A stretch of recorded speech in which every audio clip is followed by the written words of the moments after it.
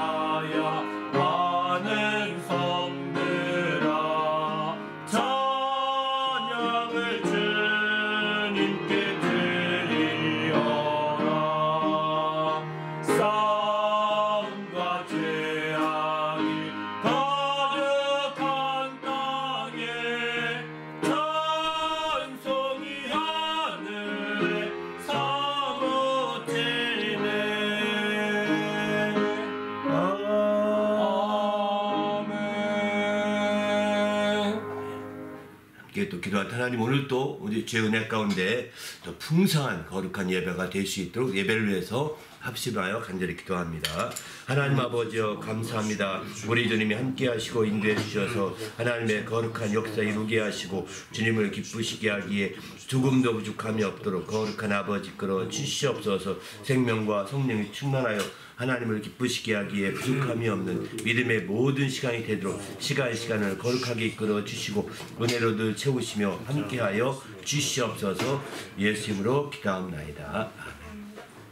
하나님 아버지여 감사합니다. 우리 주님이 축복하셔서 오늘도 거룩한 날 주셔서 우리 하나님 앞에 나와서 예배하며 영광 돌리는 주님의 모든 성도들을 축복하시고 은혜로 함께하여 주시옵소서. 주님을 사랑함으로 이처럼 새해 첫 예배를 드리오니 하나님께서 참으로 이 첫 예배 가운데 성령으로 충만하게 인도해 주시고 성령 충만하게 역사하여 주시옵소서. 그래 하나님을 기쁘시게 하는 참된 예배가 될 수 있도록 예배의 시종을 인도하여 주시옵소서. 특별히 지혜로 풍성하게 하시고 주님의 지혜로 말미암아 자유와 생명이 넘치는 믿음의 모든 시간들 모든 순서들이 되도록 인도하여 주시옵소서. 감사드리오며 우리 주 예수 이름으로 간절히 기원하옵나이다. 아멘. 전능하사 천지를 만드신 하나님 아버지를 내가 믿사오며 그 외아들 우리 주 예수 그리스도를 믿사오니 이는 성령으로 잉태하사 동정녀 마리아에게 나시고 본디오 빌라도에게 고난을 받으사 십자가에 못 박혀 죽으시고 장사한 지 사흘 만에 죽은 자 가운데서 다시 살아나시며 하늘에 오르사 전능하신 하나님 우편에 앉아 계시다가 저희로서 산자와 죽은 자를 심판하러 오시리라. 성령을 믿사오며 거룩한 공예와 성도가 서로 교통하는 것과 죄를 사하여 주시는 것과 몸이 다시 사는 것과 영원히 사는 것을 믿사옵나이다. 하늘에 계신 우리 아버지여 이름이 거룩히 여김을 받으시오며 나라가 임하시오며 뜻이 하늘에서 이루어진 것 같이 땅에서도 이루어지이다. 오늘 우리에게 정말 양식을 주셨고 우리가 우리에게 죄 지은 자를 사하여 준 것 같이 우리 죄를 사하여 주시옵고 우리를 시험에 들게 하지 마시옵고 다만 악에서 구하시옵소서. 나라와 권세와 영광이 아버지께 영원히 있사옵나이다. 아멘.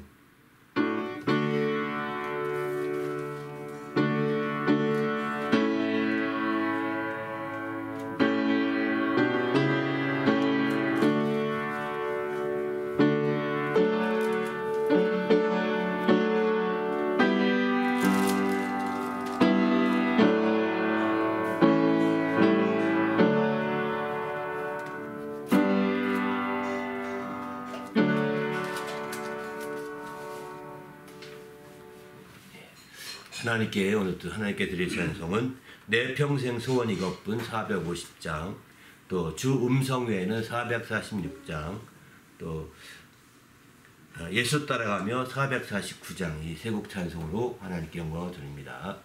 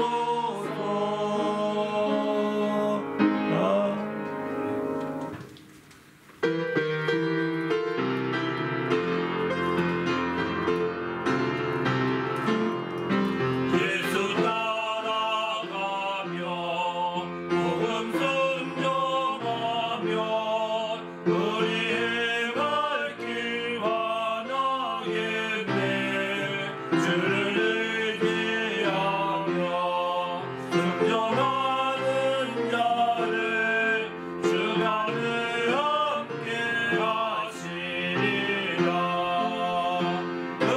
의지하고 순종하는 길을 예수 안에 즐겁고 복된 길이로다. 해를 당하거나 우리 고생할 때 주가 위로해 주시겠네. 주를 의지하며 순종하는 자를 주가 안위해 주시리라. 의지하고 순종하는 길을 예수 안에 즐겁고 복된 길이로다. 나는 짐을 지고 슬픔을 위로하며 주가 상급을 주시겠네. 주를 의지하며 순종하는 자를 항상 복내려 주시리라. 의지하고 순종하는 길을 예수 안에 즐겁고 복된 길이로다. 해를 받은 것을 주께 다 드리며 우리 힘이 넘치게 하에 주를 의지하며 순종하는 자를 은혜 풍성케 하시리라. 의지하고 순종하는 길을 예수 안에 즐겁고 복된 길이로다. 주를 힘입어서 말씀 잘 배우고 주를 모시고 살아가세. 주를 의지하며 항정하며 주가 사랑해 주시리라. 의지하고 순종하는 길을 예수 안에 즐겁고 복된 길이로다. 할렐루야. 함께 기도한 하나님, 오늘 또 주의 말씀으로 채우시고 그 말씀이 올 한 해 정말 든든한 밑바탕이 된 말씀이 될 수 있도록 인도해 달라고, 오늘은 이제 예수 그리스도와 행복, 예수 그리스도의 행복에 대해서 함께 나누고자 합니다. 하나님께서 이 모든 시간 성령으로 충만하게 정말 역사하시고 인도해 달라고 간절하게 말씀을 전하는 자나 듣는 이후에 동일한 성령의 감동이 있게 해달라고 기도해 주시고, 이어서 봉헌기도한 후에 또 말씀 나누도록 하겠습니다. 하나님 아버지여 감사합니다. 주님이 함께 하시고 인도해 주셔서 우리 주님 앞에 영광 돌리며 주의 이름을 높이는 믿음의 모든 시간을 주심을 감사합니다. 우리 하나님 아버지 이끌어 주시옵시며 주님 영화롭게 하기에 조금도 부족함이 없도록 거룩한 아버지 이끌어 주시옵소서. 시간을 거룩하게 인도하시고 은혜 가운데 함께하여 주시옵소서. 예수 이름으로 기도합나이다. 아멘. 하나님 아버지여 감사합니다. 오늘 또 새해 첫 주일 우리 주님 앞에 나와서 예배하시도록 인도하심을 감사합니다. 하나님 앞에 나올 때에 거룩한 믿음을 드리며 예물을 드리는 주의 모든 성도들을 기억하시고 주님의 축복으로 함께 하시고 은혜 가운데 풍성함으로 역사하여 주시옵소서. 그래서 하나님을 기쁘시게 하며 하나님의 영광을 드리는데 조금도 부족함이 없도록 거룩한 아버지여 이끌어 주시옵시고 성령으로 충만하게 역사하여 주셔서 우리 하나님 앞에 귀히 쓰이는 귀한 믿음의 성도들 되도록 인도해 주시옵소서. 그 모든 형편과 사정들을 따라 귀한 복을 채워주시고 주님의 늘 함께함으로 승리하게 도와주시옵소서. 또 우리 주님이 함께 하셔서 거룩한 믿음이 사용되며 예물이 사용되는 곳곳마다 하나님의 영광이 나타나게 하시고 주님의 크신 이름이 영화롭게 될 수 있도록 인도하여 주시옵소서. 오늘 또 부족한 저에게 말씀의 지혜와 지식과 권능을 더하여 주시옵시고 주의 말씀으로 충만하게 그 말씀을 증거하도록 역사하여 주시옵소서. 그래서 하나님을 기쁘시게 하며 하나님의 영광을 드러내기에 조금도 부족함이 없는 귀한 삶, 복된 역사들을 이루도록 주장하여 주시옵소서. 우리 주님이 함께 하심을 감사하오며 예수님의 이름으로 간절히 기도하옵나이다. 아멘. 하나님 앞에 나올 때 또 거룩한 믿음과 예물을 드린 성도들에게 주님의 축복이 함께 하시기를 예수님의 이름으로 축원합니다. 아멘. 예. 하나님의 말씀은 마태복음 17장 말씀 보시겠습니다. 마태복음 17장 1절부터 8절 말씀입니다. 다 같이 읽겠습니다. 엿새 후에 예수께서 베드로와 야고보와 그 형제 요한을 데리시고 따로 높은 산에 올라가셨더니 그들 앞에서 변형되사 그 얼굴이 해같이 빛나며 옷이 빛과 같이 희어졌더라. 그때에 모세와 엘리야가 예수와 더불어 말하는 것이 그들에게 보이거늘 베드로가 예수께 여짜와 이르되 주여 우리가 여기 있는 것이 좋사오니 만일 주께서 원하시면 내가 여기 초막 셋을 짓되 하나는 주님을 위하여 하나는 모세를 위하여 하나는 엘리야를 위하여 하리이다. 말할 때에 호련히 빛난 구름이 그들을 덮음에 구름 속에서 소리가 나서 이르시되 이는 내 사랑하는 아들이요 내 기뻐하는 자니 너희는 그의 말을 들으라 하시는지라. 제 아들이 듣고 엎드려 심히 두려워하니 예수께서 나와 그들에게 손을 대시며 이르시되 일어나라 두려워하지 말라 하시니 제 아들이 눈을 들고 보매 오직 예수 외에는 아무도 보이지 아니하더라. 아멘. 네. 2025년도 새해 올 한 해의 표어는 내용이나 주 안에서 행복하자입니다. 그래서 행복에 대한 말씀들을 좀 나누면서 올 한 해 더욱더 행복해지길 원하는 그런 간절한 마음에서 아마 첫 주부터 이렇게 예수 그리스도와 행복이란 제목의 말씀으로 이렇게 서게 되었습니다. 오늘은 이제 예수 그리스도와 행복, 예수님의 그 행복이 어디에 근원을 주고 있는지에 대해서 함께 나누고자 합니다. 우리 그리스도인들은 예수님의 행복을 따르는 자들입니다. 우리가 세상에서 많은 행복의 단어를 많이 쓰지만 사실 그 모든 행복의 그 뿌리라고 할까요? 그 길이라고 할까요? 그건 예수 그리스도에게 있는 것이죠. 예수 그리스도를 떠나서 다른 것으로부터 행복하고자 한다면 이거는 행복이 아닙니다. 예수 그리스도가 아닌 또 다른 것으로 행복해 주시는 길은 없습니다. 물론 일시적으로 행복하게 느낄지도 모르겠습니다. 하지만 이제 예수님을 통한 행복이야말로 최고의 행복이라는 거죠. 예수님 말씀하지 않습니까? 내가 길이요 진리요 생명이다. 이렇게 요한복음 10장에 말씀하시죠. 예수님은 행복의 길인 것입니다. 예수님은 행복에 있어서 기준이 되는 진리가 되시는 분이십니다. 또 예수님은 우리의 행복을 더 풍성케 하는 생명이 되시는 분이십니다. 아이들을 보십시오. 아이들은 정말 환경과 상황을 보고서 그러지 않잖아요. 상황이 어떻든 아이들은 막 깔깔깔 웃고 얼마나 행복해 보입니까? 왜 그럴까요? 생명이 있기 때문인 거거든요. 생명이 충만하기 때문에 생명이 충만한 자들은 더 행복하게 되어 있는 것입니다. 그래서 생명은 행복을 풍성하게 하는 것이죠. 반면에 진리는 행복의 기준이 됩니다. 바로 예수님 그분이 우리 행복의 길이라는 거죠. 예수님이 얼마나 행복했을까? 예수님이 행복하게 정말 그의 공생애를 살았던 것을 우리는 복음서를 보게 되면 알게 되는데, 그러나 여러분이 얼핏 복음서를 읽게 되면 이제 예수님이 행복했을까? 거꾸로 의심을 갈 때가 있을 것입니다. 예수님은 직접적으로 행복하다, 행복이란 단어, 오늘날 우리가 쓰는 해피니스라는 단어를 한 번도 안 쓰셨습니다. 그런 단어를 한 번도 안 쓰시고 복이 있다, 이런 표현 자체가 행복이 있다, 이런 표현이라고 합니다. 그런데 헬라에 복이 있다는 표현이 오늘날로 번역한다면 행복이 있다, 이런 표현으로 번역해 알맞다고 하는데, 어쨌든 예수님은 행복이라는 단어를 한 번도 안 사용하셨지만 그가 오늘날 우리가 말하기는 행복을 그가 얼마나 느꼈는지를 우리는 알 필요가 있는 거죠.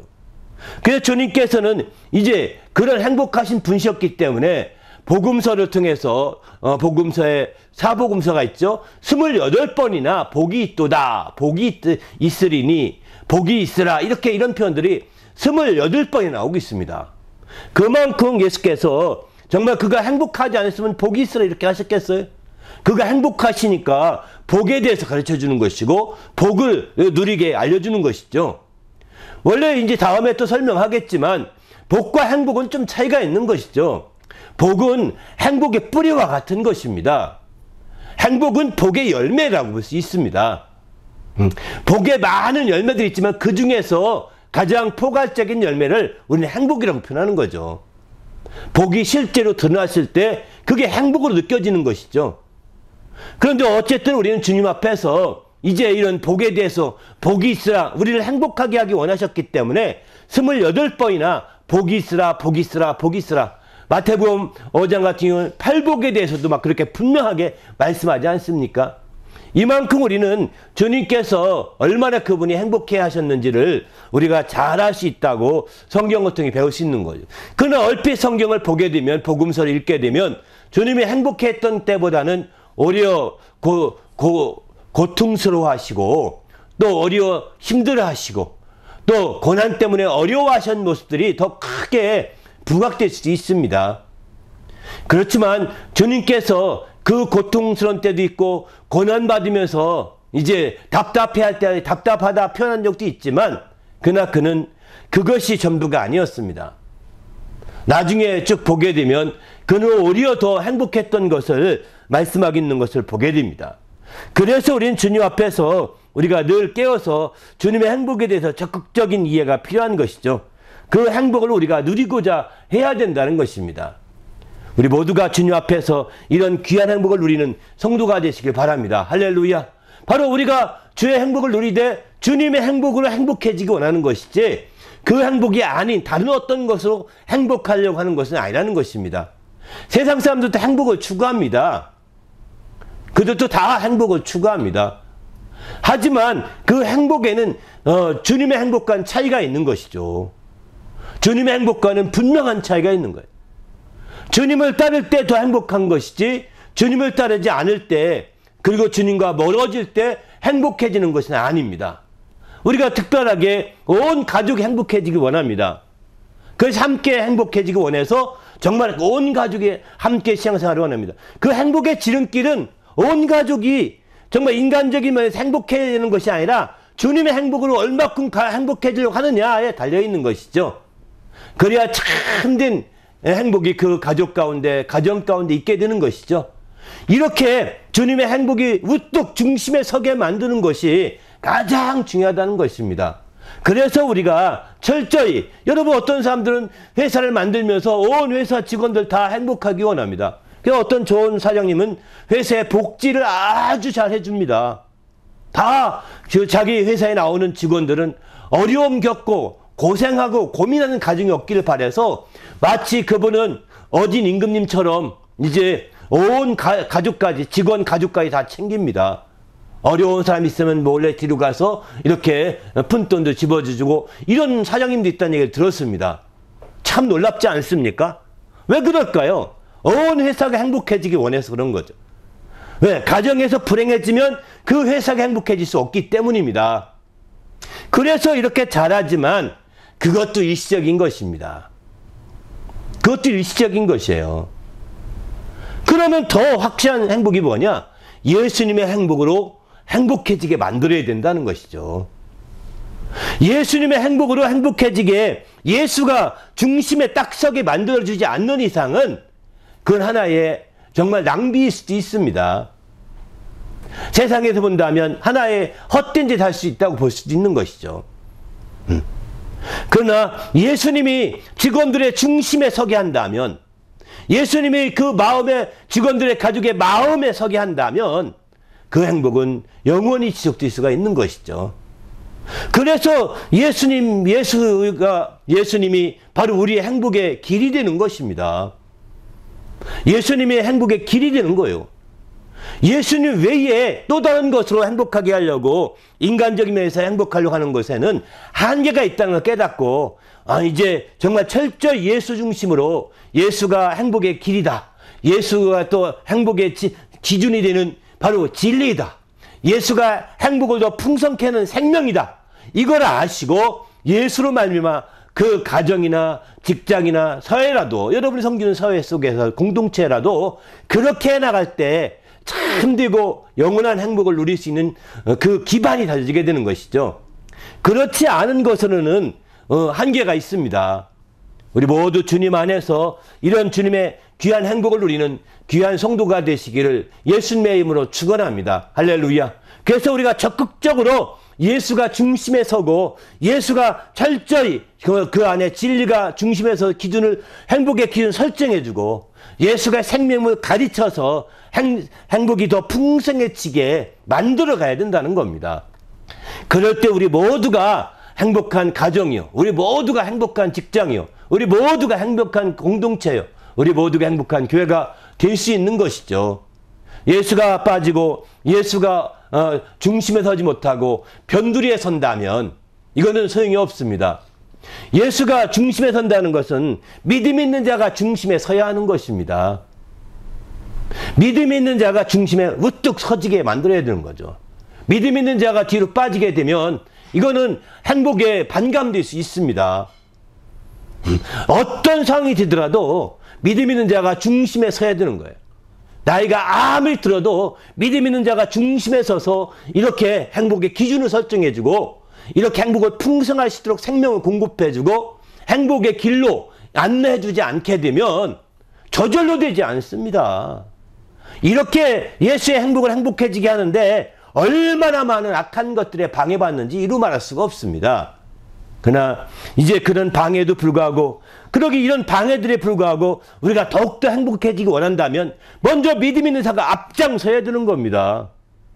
자신이 먼저 앞장서서 행복의 길을 제시해주고 행복의 기준을 제시해주고 행복을 풍성케 하는 생명을 공급해주는 그런 일을 감당할 때에 마침내 그 직장에서도 행복을, 또 그 공동체에서 행복을, 교회에서도 행복이 마찬가지죠. 그렇지 않게 되면 행복은 어느 순간부터 그냥 물거품 사라지고 세상의 행복 같은 것을 끝나버릴 수 있을 것입니다. 세상의 행복으로, 세상에 추구하는 행복과 다름없는 행복으로 끝나버릴 가능성도 많이 있습니다. 올 한 해 물고보다 철저하게 예수 그리스도의 그 행복이 우리의 중심에 가득 채워져서 먼저 이 말씀을 듣는 믿음 있는 사람이 앞장서서 정말 여러분의 가정이나 여러분의 정말 직장이나 여러분의 사회나 여러분의 교회에 바로 그 행복을 공급하는 길이 되시길 바라고, 행복을 또 이제 기준을 설정하는 진리를 전해주시고 행복을 풍성케 하는 생명을 공급해 주시길 예수님의 이름으로 부탁을 드립니다. 그럴 때에 마침내 더욱더 행복해질 수 있는 길이 생길 수 있다고 이렇게 성경을 말씀하고 있습니다. 그러면 예수님께서는 이제 얼마나 행복했을까? 예수님이 얼마나 행복했는지 부분에 대해서는 사실은 이제 공생의 전에는 잘 나타나지 않습니다. 공생의 전에는 그가 이런 부분이 하나 있습니다. 내가 내 아버지 집에 12살 되던 해 예수님이 그 모친들과 함께 성전에 올라갔다가 예수님을 잃어버리고 혼자 오게 됩니다. 모친들이. 그리고 나중에 찾아가 봤더니 예수님은 그 제자들과 함께 대화하고 있는 거예요. 그때 왜 여기 있느냐 물으니까 예수께서 말씀하시죠. 내가 내 아버지 집에 있는 것이 뭐 어떠냐 이렇게 하면서 오히려 반문하고 있습니다. 그 말을 마리아는 마음에 두었더라 이렇게 성경에 기록되어 있습니다. 예수님은 지금 성전에서 그 아버지 집에서 그가 있으면서 그 하나님 말씀을 나누고 하는 그런 행복감을 그는 거기서 조금은 엿볼 수 있죠. 그러나 거기서 잠깐 그 정도 그게 가장 공생의 전에는 그게 전부인 것 같습니다. 그의 마음을 읽어볼 수 있는 전부는. 그러나 공생의 이후에 드디어 그분이 행복해 하셨던 것을 볼 수가 있는 건데 그건 언제부터냐? 예수께서 침례받고 올라오실 때 바로 이제 그때부터입니다. 예수께서 침례받고 올라오실 때 이제 침례 요한이 예수가 침례받아 오는 거 보면서 이제 내가 당신에게 침례를 받아야지 내가 침례를 베풀 수 없다 하고 거절하게 되자 아니다 허락하라 이렇게 모든 의를 이루는 것이 합당하다고 이렇게 말씀하면서 마침내 침례를 받게 됩니다. 그때 하늘로부터 마침내 음성이 들렸습니다. 이는 내 사랑하는 아들이요 내 기뻐하는 자라. 이렇게 말씀하시게 되죠. 아마 모르긴 몰라도 그 뒤에 예수님이 어떠한 모습인지는 잘 나오지 않지만 아마 이때 그의 아버지 하늘에서 아버지께서 하늘에서 저는 내 사랑하는 아들이요 기뻐하는 자라. 이는 내 사랑하는 아들이요 기뻐하는 자라는 그의 음성을 들었을 때 하나님 아버지의 그런 증언하는 소리를 들었을 때 내가 이렇게 하길 잘했구나. 내가 정말 이렇게 하는 게 너무 합당한 것이었구나. 그는 마음속에 자기가 한 일에 대해서 굉장히 뿌듯하고 굉장히 행복했을 거라는 생각이 듭니다. 이게 성경에 나오는 여기 물론 성경에 이것도 행간을 읽어야 되죠. 이것도 뭐 그렇게 행복했다 이런 내용은 안 나옵니다. 행간을 읽다 보면 주님이 그때 아버지의 그런 증언하는 소리를 들으면서 하늘로부터 저는 내 사는 아들이요 내 기뻐하는 자라는 그런 음성을 들으면서 그리고 하늘로부터 비둘기 같이 성령이 임하셨다고 하지 않습니까? 그런 걸 보면서 예수께서 참으로 얼마나 만족해 하시며 행복해 했을까라는 생각을 들더라고요. 쭉 성경을 다시 읽으면서 바로 이게 아마 첫 번째일 것이다 이런 생각이 들더라고요. 그렇습니다. 이렇게 그는 참으로 주님 안에서 아버지의 인정받는 게 얼마나 행복한지 모르죠. 아버지의 인정받는 것이 바로 정말 그 자녀로서는 가장 큰 것 같습니다. 모든 어떤 자녀를 하더라도 아버지가 볼 때는 부족해 보입니다. 아버지가 볼 때는 부족해 보입니다. 우리가 잘 아는 손흥민 아시죠? 축구선수. 그의 아버지는 아직 월드클래스 아니다. 이런 표현을 많이 듣지 않습니까? 아버지는 늘 말합니다. 아직 월드클래스 아니다. 흥민이는 아직 월드클래스 아니다. 여러 번 그렇게 얘기합니다. 그렇게 물을 말하는 데는 이제 분발하라 이렇게 말하는 것도 있긴 하겠지만 아버지 눈에는 월드클래스로서 그래도 좀 부족한 점이 있다는 거예요. 이제 됐다 이런 정도가 아니라 그래도 부족한 점이 있기 때문에 그렇게 말하는 거죠. 물론 제3자적인 입장에서 볼 때는 뭐 그 정도 월드클래스 중에 클래스 아니겠습니까? 그런데 그 아버지는 그렇게 말합니다. 그러니까 정말 이 손흥민 같은 경우에 계속 잘하시는 것은 아버지가 그렇게 조언하고 얘기할 때 그걸 달게 받는 거예요. 난 왜 월드클래스인데 아버지 날 이렇게 무시하지? 다들 이렇게도 말하고 다들 어디서나 다 그렇게 월드클래스라고 말하는데 왜 아버지는 저렇게 말하지? 이제 아버지랑 결별해야 되겠어. 이렇게 했더라면 그는 아마 지금 같은 상황은 되지 않았을 것입니다. 오히려 더 떨어지면 떨어졌죠. 그의 아버지의 말을 잘 되새겨서 내가 그래도 부족한 점이 있다는 거구나. 그거를 보완해야 되겠다. 그것을 또 찾아야 되겠다. 또 찾아야겠다. 계속 이렇게 찾다 보니까 오히려 더 그게 이제 행복의 길이 되었던 거죠. 그럼에도 불구하고 그의 아버지가 인정할 때 그는 참으로 행복하지 않겠습니까? 그가 다 월드클래스 아니라고 하지만 그는 못났다 이렇게 판단한 적이 없잖아요. 정말 우린 그런 점에서 볼 때 바로 우리가 적극적으로 부모님에 있어서 볼 때는 다 부족해 보고 약하게 보일지 모르지만 여러분 그거에 대해서 너무 원망하거나 불평하지 마시고 정말 잘 되라는 얘기지 라고 이렇게 이해하셔야 되는 거죠. 잘 되라는 얘기입니다.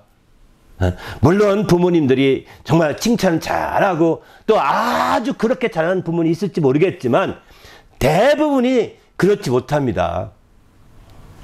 자기 자식에 대한 좀 박한 마음을 갖고 있는 것 같습니다. 왜냐하면 아주 어릴 때부터 다 아니까 저게 지금 행동이 왜 저 행동이 어릴 때부터 쭉 이어졌다고 아니까 이제 그런 거죠. 그러니까 부모의 말 한마디가 애를 팍 긁어낼 수도 있습니다. 그렇게 한마디로 해서 아이가 팍 긁어냈다. 긁어낼 수도 있는데 그거로 인해서 아이가 발짝 뛰면서 막 화를 낸다면 사실 못난 아이죠. 못난 아이죠. 싸우자는 거면 싸우려고 한다면 못난 아이죠.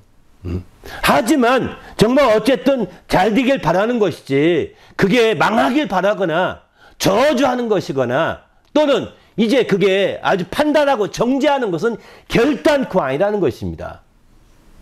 그러나 부모님이 인정받을 때 얼마나 행복하겠습니까? 이렇게 부모님께 책 듣고 책망을 듣고 또 저 부모님의 판단하는 소리 듣고 이런 얘기를 들을 때는 기분 나쁠지 모르겠지만 반면에 정말 인정해주고 그 칭찬해주고 긍정적으로 봐주고 이렇게 할 때에 참으로 야 이게 얼마나 행복하겠냐는 거예요. 그게 자녀로서의 행복이라고요. 바로 저는 예수님이 그 행복했던 행복을 바로 이렇게 침례받고 올라올 때 그 모습에서 이렇게 찾아보게 됩니다. 반면에 그가 그럼 이런 행복은 어디에서 오게 된 것일까? 나중에 이렇게 생각해 봤는데요. 그것을 요한복음 16장 32절에서 보게 되면 33절까지 이런 말씀을 합니다. 보라 너희가 다 각각 제 곳으로 터지고 나를 혼자 줄 때가 오나니 벌써 왔도다. 그러나 내가 혼자 있는 것이 아니라 아버지께서 나와 함께 계시느니라. 이것을 너희에게 이르는 것은 너희로 내 안에 평안을 누리게 하려 함이라. 세상에서는 너희가 환난을 당하나 담대하라. 내가 세상을 이겼노라. 네. 여기는 분명히 이렇게 말씀하시죠. 바로 주님이 행복했던 것이 행복의 뿌리가 아버지께 두고 있다는 것을 알고 있는 거예요. 정말 그 아버지에게. 그는 다 떠나갑니다. 너희가 다 두고 나를 두고 혼자 두고 다 떠날 것이다. 흩어질 것이다. 그러나 나는 외롭지 않다. 아버지께서 나와 함께 계시기 때문이다. 라고 얘기하죠. 그가 정말 행복하시던 것은 그걸 이런 아버지께서 행복의 근원이 되시기 때문에 그의 아버지가 그의 행복의 근원이 되시기 때문에 그가 아버지와 함께 계시기 때문에 그는 어떤 환난이 오더라도 세상을 이긴다라고 이렇게 표현하고 있는 것이죠. 환난이 오더라도 이긴다는 거예요. 너희도 이렇게 행복의 근원을 확실히 붙잡고 있으면 환난을 당할지라도 마침내 이기게 될 것이라고 얘기하고 있는 것이죠. 그렇습니다. 행복의 근원을 우리가 확실하게 붙잡으면 그 근원이 분명하게 되면 바로 거기서 샘이 솟아오르거든요. 거기서 샘이 솟아올라서 행복의 샘이 솟기 때문에 그 행복함으로 인해서 어떤 환난이나 어떤 어려움도 능히 이기는 그런 기회가 되는 거죠. 그래서 우리는 주님 안에서 철저하게 하나님 말씀을 통해서 새롭게 이렇게 돼야 되겠다는 것입니다. 저는 여러분들이 주님 안에서 이런 행복이 넘치시길 바랍니다. 할렐루야. 그러면 주님이 여기서 행복하는데 우리 주님이 함께 계셔서 이렇게 행복하게 되는데 어떻게 함께 계시느냐? 주님이 그 행복의 근원이 우리와 함께 하시기 때문에 행복하게 되고 혼자 있을지라도 우리는 두려워하지 않고 환난을 당할지라도 두려워하지 않고 마침내 승리하는 자가 되게 되는데 어떻게 그분이 함께 하시냐는 거죠. 그분이 함께 하신 방법은 우리의 밖에서 그냥 멀리서 지켜보고 계신 것이 아니라는 것입니다. 우리의 밖에서 멀리 지켜보고 있는 것이 아니라 바로 주님이 내 안에 계시다. 아버지가 내 안에 계시다고 이렇게 표현하고 있습니다. 내가 아버지와 함께 있는데 아버지께 나와 함께 계시는데 내 안에 계시다는 것입니다. 요한복음 10장 38절을 보게 되면은 이런 말씀하죠. 내가 행하거든 나를 믿지 아니할지라도 그 일은 믿으라. 내가 행하는 일은 믿으라는 것입니다. 그러면 너희가 내 아버지께서 내 안에 계시고 내가 아버지 안에 있음을 깨달아 알리라. 이렇게 말하죠. 그 다음에 14장 10절도 마찬가지입니다. 내가 아버지 안에 거하고 아버지는 내 안에 계신 것을 내가 믿지 아니하느냐. 내가 너희에게 이르는 말은 스스로 하는 것이 아니라 아버지께서 내 안에 계셔서 그의 일을 하는 것이라. 아버지께서 내 안에 계셔서 그의 일을 하는 것이라는 거예요. 내가 스스로 하는 것이 아니라. 그만큼 우리는 아버지에 대해서 정말 초점을 두고 있는 거죠. 아버지가 행복의 근원임을 분명히 말하고 있습니다. 여기서 아버지는 세상의 아버지도 여러분의 행복의 근원이 될 수 있긴 하겠지만 사실 땅에 있는 데를 아비를 하지 말라고 그랬거든요. 땅에 있는 데는 아비의 한계가 있습니다.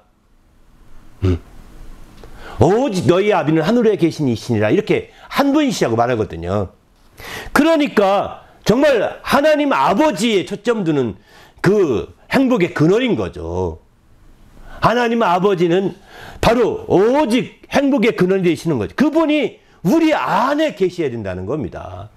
그분이 밖에만 계셔도 우리는 환난도 이기고 능히 승리할 수 있긴 하겠지만 그 정도가 아니라 그분이 내 안에 계셔서 그의 일을 하신다면 더 말할 것이 없는 거죠. 그분이 내 안에, 예수님은 그분이 내 안에 계시다. 내가 행할 때 나를 믿지 아니할지라도 내가 행하는 그 일을 믿으라고 말하지 않습니까? 내가 행하는 내가 아버지께 내 안에 계셔서 그의 일을 하시기 때문이라고 요한복음 14장 10절은 이렇게 말씀하고 있습니다. 또 10장 11절도 보면 또 내가 아버지 안에 거하고 아버지가 내 안에 계심을 믿으라. 그렇지 못하였거든 행하는 그 일로 말미암아 나를 믿으라. 이렇게 말합니다. 다시 한번 또 강조하고 있는 것이죠. 행하는 그 일로 말미암아 믿으라. 이렇게 강조하고 있습니다. 우리도 주님 안에서 이렇게 정말 주님이 멀리 찍이서 바라보고 뒷짐 쭉 있는데 그 주님으로 이긴다 하는 생각하지 마시고 주님이 우리 안에 거하셔서 우리가 주님 안에 거하고 주님이 우리 안에 거하셔서 바로 그 분으로 그분이 일하신다면 내가 정말 그분이 일하신 대로 움직여서 그분이 일하신 대로 한다면 우리는 이와 같이 그 행복감은 더 말할 나위가 없는 거죠. 우리 모두도 이와 같은 놀라운 행복을 누리는 성도가 되시길 바랍니다. 할렐루야. 주님께서는 그래서 자기 안에 아버지께서 계셔서 행하시는 일들을 보면서 그는 어떻게 하시냐. 감사하는 마음이 절로 나오게 됩니다. 감사하는 마음.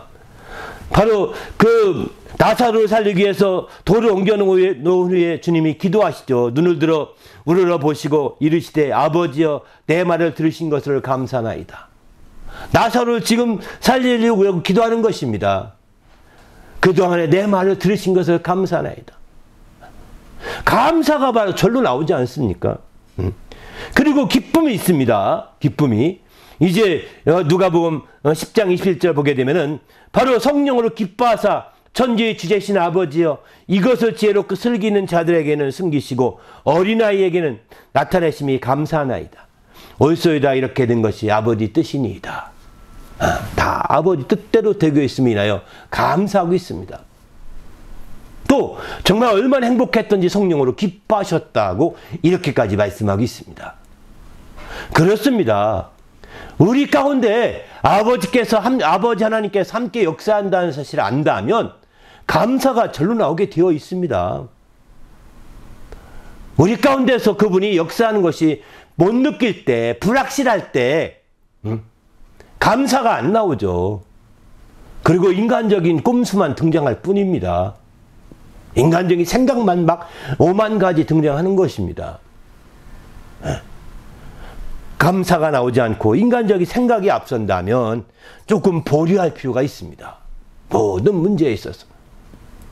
그래서 우리는 주님 앞에서 철저하게 감사하며 이렇게 하나님의 영광을 드러내는 성도가 되시기를 예수님의 이름으로 축원합니다. 바로 행복한 자들의 그 표현이 감사해요.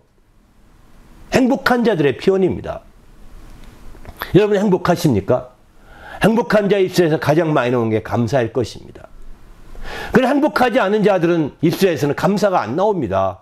불평, 원망, 시비 이런 것들이 나오게 되죠. 여러분 행복하고 안 행복한지를 한번 보시길 바랍니다. 우리 주님은 행복해 하셨기 때문에 이와 같이 감사가 절로 나오지만 우리도 마찬가지예요. 우리도 주 안에서 행복한다면 감사하는 삶이 자동으로 이어질 것입니다. 감사하는 삶. 그리고 이제 행복하지 않는다면 자연스럽게 원망이 나올 것입니다. 불평이 나올 것입니다. 답답해 하실 것입니다.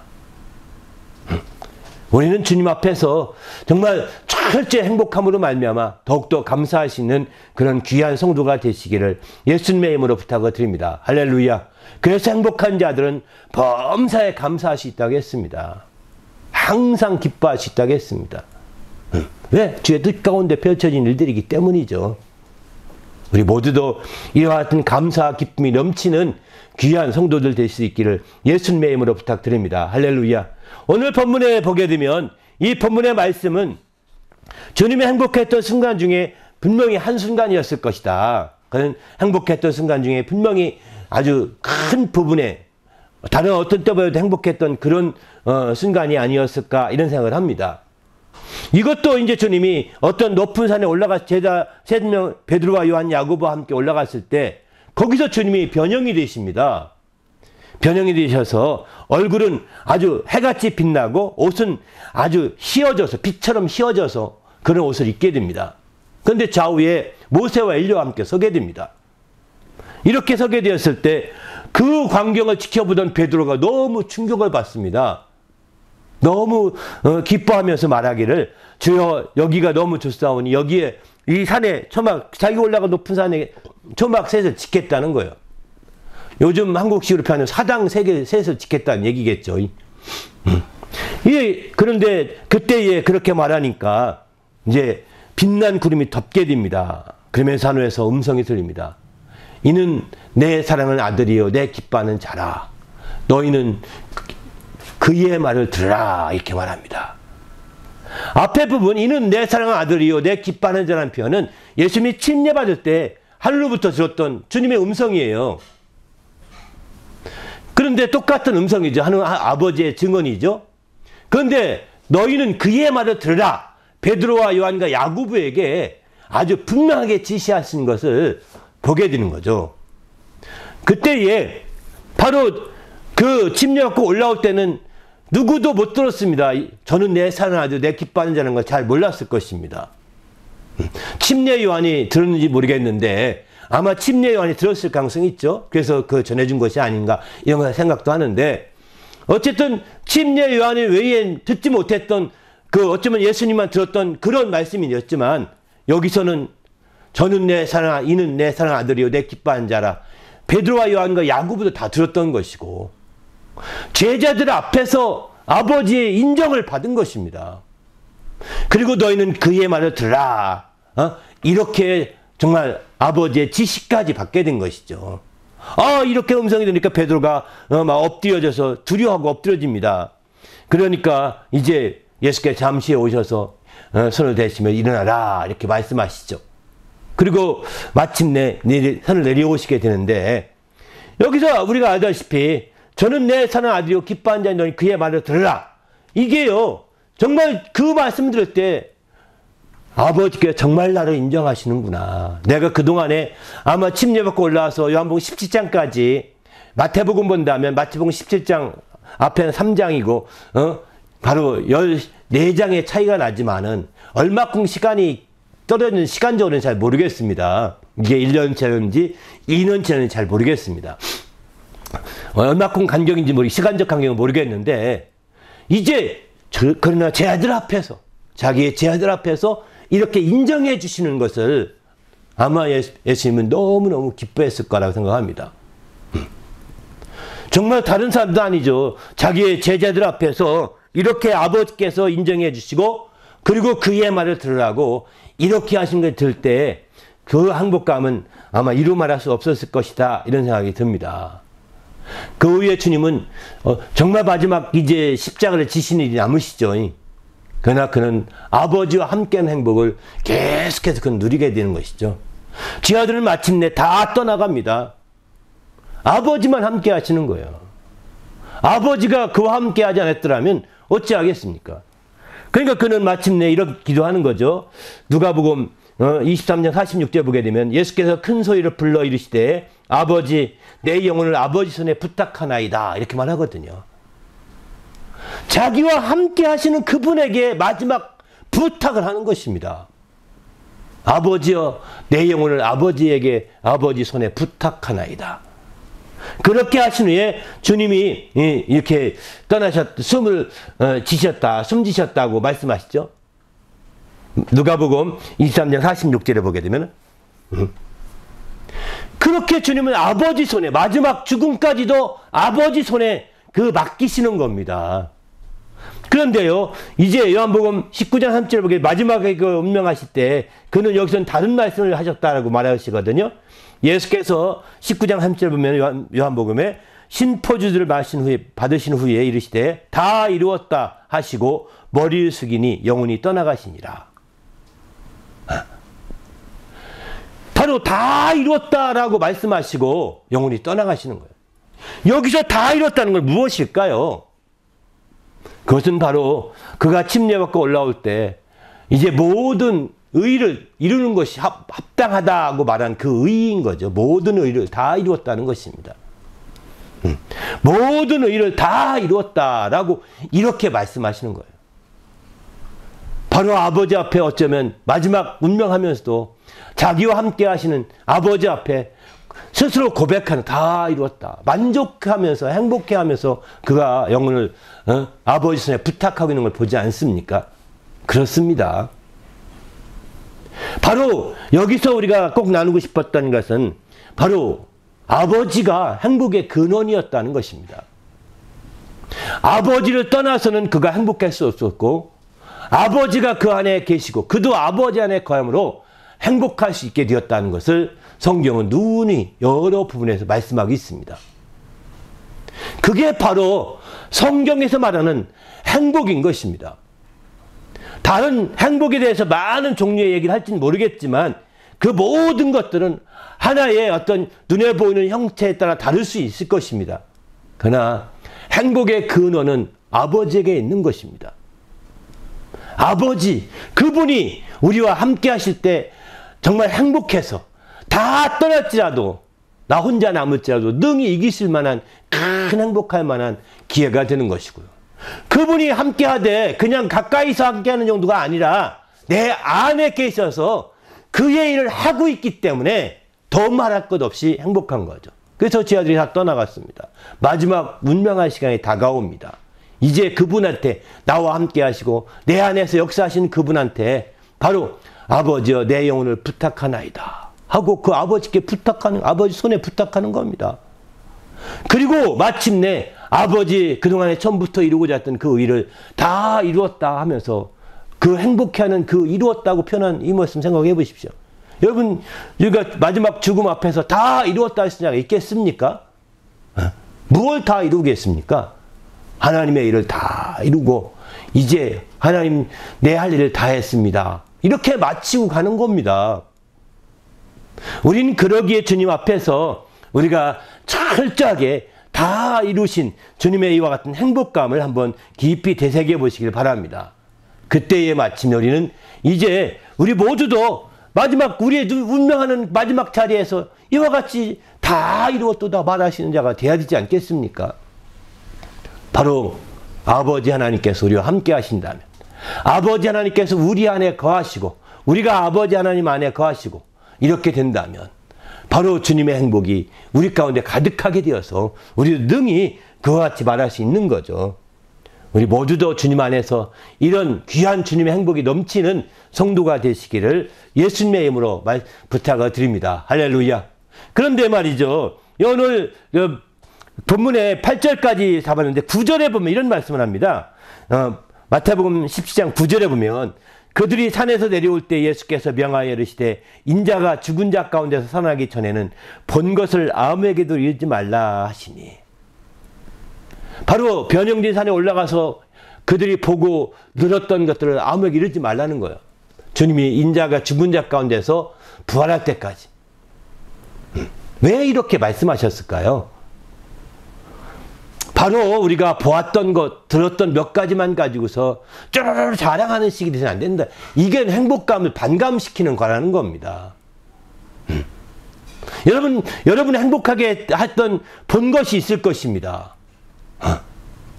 여러분이 행복하게 만들었던 본 것, 그중 어떤 저도 성가대 있는데 어느 날 목사님이 기도해 주는데 그 분명히 성가대 연습하고 있을 때 분명히 그 뭐라고 그러죠? 그 걷지 못하는 사람이 나왔습니다. 근데 성가대 막 연습하는 중인데 그 사람이 목사님 기도해 주고 한번 걸어보시오 했더니 막 걸어서 저 예배당 중간으로 막 가는 겁니다. 저도 몰랐는데 나중에 이렇게 박수 막 치는 거예요, 성가대원들이. 그래서 나중에 보니까 그렇더라고요. 네. 저도 놀랐죠. 야, 하나님 역사는 놀랍구나. 이런 걸 보면서 그냥 그거 쪼르르 가가지고 야, 그게 아니라 그걸 되새겨서 왜 그런 일이 일어나게 됐지? 왜 그런 역사가 나타났지? 그렇게 능력이 나타나는 어떤 원인이 있는 거지? 무엇 때문이지? 그게 되새겨야 되는 거예요. 계속 그것을 또 계속 묵상해보고 새기면서 계속 일정한 기간을 마음속에 두면서 그것을 생각해보고, 저도 그날 그렇게 사셔가지고 막 나가서 야 내가 오늘 성간 연습하는데 그런 있어 막 이렇게 얘기 안 했거든요. 일부러 안 했습니다. 저도 혼자 곰곰이 생각해보는 겁니다. 아, 좀 이제 도대체 정말 걷지 못한 자가 나오더니 어떻게 기도해주고 걸어보시오 했더니 걸어가는 거가 될까? 이해 가능한 얘기일까? 성경에는 어떤 얘기가 있을까? 성경 쳐다보고요. 또 정말 저거는 어떻게 이루어진 것일까? 도대체 그거 이루어지는 믿음이 어떤 믿음일까? 이렇게 생각을 해보는 거죠. 그렇게 자꾸 다듬어서 그렇게 해서 재새겨서 자기 것으로 만들어져야 되는 겁니다. 자기 것으로. 그렇게 되어야 사실은 이제 되는 것이죠. 그래서 주님께서 저는 이제 내가 본 것들, 들은 것들을 말하지 말라, 이러지 말라고 한 것은 이제 그것을 속에 두고 새기라는 겁니다. 여러분이 직접적인 행복이 아니고 이렇게 다른 사람의 행복해진 걸 보았을 것입니다. 아, 저분은 믿음으로 말미암아 정말 어려웠던 사람이 믿음으로 말미암아 행복해지는 걸 보았은 적이 있을 거예요. 왜 그렇지? 의문을 가지고 기도하면서 거기서 믿음을 발견하고 말씀을 발견하고 거기서 진리를 발견하고 거기서 생명을 발견하고 길을 발견해야 되는 겁니다. 그걸 발견하지 않고 그냥 인간적으로 나 하고서 자랑하기 시작한다면 반론하는 사람에게서 묵살될 수 말 겁니다. 아, 쉽게 묵살될 수 있을 거야. 야, 내가 21세기에 이런 시대에 그걸 믿냐 너? 아, 이거 바보 같은 애 진짜. 너 연태까지는 괜찮게 봤는데 한번 그렇게 병분을 타고 나면요 그런 말 앞으로는 못합니다. 못해요. 그래서 우리가 다른 사람이 행복해졌던 것을 본다면 확실하게 되새겨야 되는 거예요. 그것이 왜 그렇게 됐는지, 왜 그 사람이 행복할 수밖에 없는지 성경에서도 보면서 야, 이 사람 행복하겠다면 왜 그런지 계속 되새겨봐야 돼. 성경에 있어 무조건 하고 성경에 있어 하고 우기기만 하는 문제가 아니라 성경에 기록됐잖아 라고 우기기만 해서는 아니거든요. 그런 행복이 왜 나타나게 됐지? 그런 행복이 왜 있게 된 거지? 거기서 찾아야 되는 겁니다. 그 행복의 길을 찾아야 되는 겁니다. 그들이 행복이 넘치게 풍성하게 했던 생명은 어떤 생명이었지? 그들이 그 행복의 기준이 되었던 진리는 무슨 진리였지? 이렇게 찾아보셔야 되는 겁니다. 그런 걸 찾지 아니하고 그냥 눈에 본 대로 한 대로 했다가 어떤 사람은 성경 읽다가 진짜 성경에 얼마나 많은 이적과 표적이 나타납니까? 그 얘기 가지고 야, 성경이야말로 최고다. 조금만 말하면 그게요 거꾸로 대치기 당할 수도 있습니다. 모르는 상태에서. 그렇게 되면 새기셔야 합니다. 그래서 마침내 때가 찰 때까지, 여기 주님이 부활할 때까지 그냥 때가 찰 때까지 좀 새기면서 내가 내 속에 행복이 점점점 가득 채워지고 나도 그런 행복을 느낄 수 있다면 더 말할 건 내가 경험했다, 내가 체험한 거다, 이렇게 말할 수만 있다면 더 말할 것 없겠죠. 이렇게 우리가 분명한 행복을 경험하는 성도가 되시길 바랍니다. 할렐루야. 그냥 형식적으로 그저 남들이 행복하면 좋겠다, 누가 좋겠다 인용하는 방식에 한계가 있다는 것입니다. 그렇게 인용하는 말을 하지 말라는 겁니다. 사실은 때가 찰 때까지, 때가 차서 여러분이 행복해지게 되면 이제 그런 것도 인용할 수 있고 저는 그냥 그대로 직접 인용할 수도 있겠죠. 이렇게 인용할 수도 있고 이렇게 하는 거죠. 우리 모두도 이제 정말 우리 주위에 행복한 사람들 많이 있습니다. 왜 그 사람은 행복했을까? 한번 연구해 보셔야 합니다. 왜 그 사람은 그 사람의 행복의 길은 무엇이지? 그 사람의 행복의 기준은 어떤 것일까? 그 사람이 행복에 풍성하게 했던 것은 무엇 때문이지? 한번 찾아보셔야 됩니다. 거기에 1차, 2차 관심을 가지실 때 우리는 더 큰 행복으로 행복해질 수 있는 것이죠. 그래서 마침내 내가 그 행복의 길을 찾고 내가 그 행복의 기준을 얻게 되고 또 내가 행복의 풍성함을 누릴 수 있는 생명까지 공급받을 수 있다면 우리는 더욱더 담대하게 예수 그리스도의 행복을 증거할 수 있는 것이죠. 주 예수를 믿으라. 그러면 너와 내 집이 행복하리라 하고 막 전할 수 있는 것입니다. 할렐루야. 그렇게 해서 주님 안에서 정말 행복한 올 한 해 2025년 한 해가 되시기를 예수님의 이름으로 축원합니다. 할렐루야. 오늘 말씀 생각하며 간절히 기도할 때 하나님 아버지, 내가 참으로 예수님의 행복을 통해서 정말 내 행복의 그 뿌리를 다시 찾게 하시고, 예수님도 이 땅에 오셔서 행복해 하실 때 아버지에게 행복의 뿌리를 두고 행복의 근원을 두고 행복해 하셨는데, 우리는 어떨까요? 우리도 마찬가지로 아버지에게 근원을 두되 예수님의 행복에 더 뿌리를 두는 것이죠. 우리는 예수님이 뿌리를 두어서 얻은 행복에 우리는 거기에 뿌리를 박는 것입니다. 물론 당연히 아버지의 행복에 나온 행복인 것이죠. 아버지가 우리의, 하나님 아버지가, 예수 그리스도의 아버지 곧 하나님 아버지가 우리의 행복의 뿌리가 되고 근원되는 건 더 말할 것도 없고, 이제 예수님이 이렇게 행복해하는 걸 보면서 예수님의 행복에 뿌리를 더 두고 또 그렇게 해서 아버지께로 뿌리를 더 깊이 받고 이렇게 행복해진다면 우리는 참으로 하나님을 기쁘시게 하는 그런 성도가 될 것입니다. 하늘에서 음성이 들리기를 저는 내 사랑하는 하나님의 자녀요, 내 기뻐하는 자라, 이런 음성을 들을 때가 있을 수 있다고 저는 확신합니다. 할렐루야. 이렇게 주의 음성을 듣고 더욱더 행복해하는 성도가 되시기를 예수님의 이름으로 축원합니다. 할렐루야. 함께 기도할 때 하나님, 내가 철저히 주님 안에서 이런 행복이 넘치는 올 한 해가 될 수 있도록 인도해달라고 간절히 기도하십시다. 하나님 아버지여 감사합니다. 우리 주님의 은혜 가운데 새롭게 되며 아버지 하나님을 기쁘시게 하기에 조금도 부족함이 없도록 거룩한 아버지 이끌어 주시옵소서. 생명과 성령이 충만하여 주의 일들을 또한 감당하게 하시고 주님을 기쁘시게 하며 영화롭게 하기에 조금도 부족함이 없도록 거룩한 아버지 인도하여 주시옵소서. 그래서 하나님을 기쁘시게 하며 하나님의 영광을 드러내기에 조금도 부족함이 없는 거룩한 삶으로 이끌어 주시옵소서. 진리로 풍성한 역사를 이루게 도와 주시옵소서. 우리 주님이 함께 하시고 나며 예수님의 이름으로 기도하옵나이다. 아멘.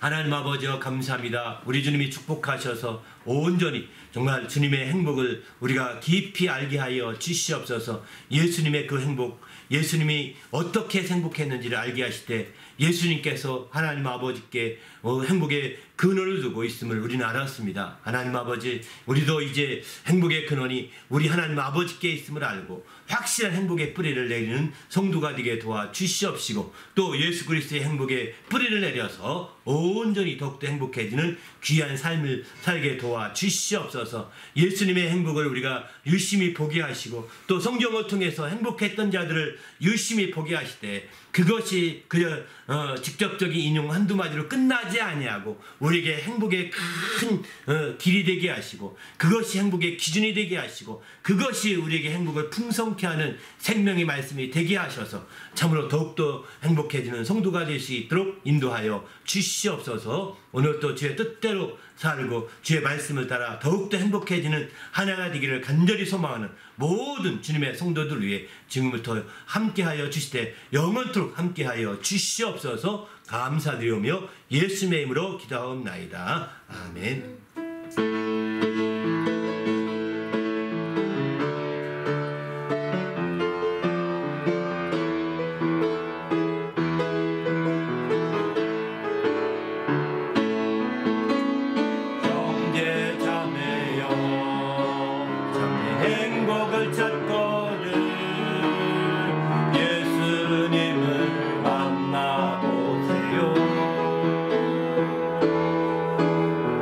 그분으로 인하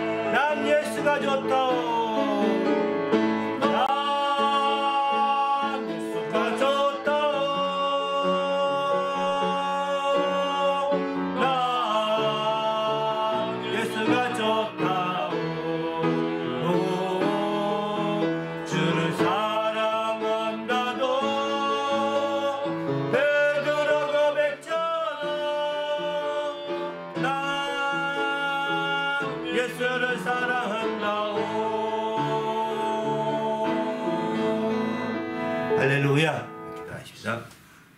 이제는 우리 구주 예수 그리스도 은혜와 하나님 아버지의 크신 사랑과 성령님의 그 교통하심이 예수 그리스도의 행복을 따라 더욱더 행복해지기로 결심하고 들어가는 모든 믿음의 성도들 위해 또 그 가정과 교회 위에 지금부터 영원토록 함께 있을지어다. 아멘.